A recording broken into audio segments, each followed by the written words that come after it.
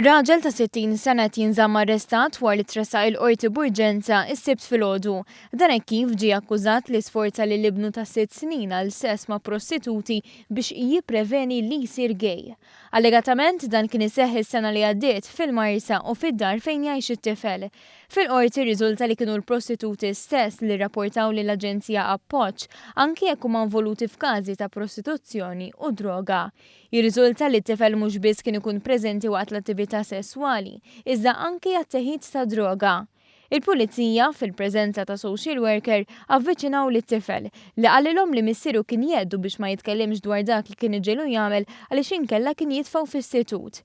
It-tifel li għal xi żmien saħansitra kienet jitrabba miż-żewġ prostituti ittieħed fil-kustodja tal-awtoritajiet u bħalissa jinżamm f'istitut.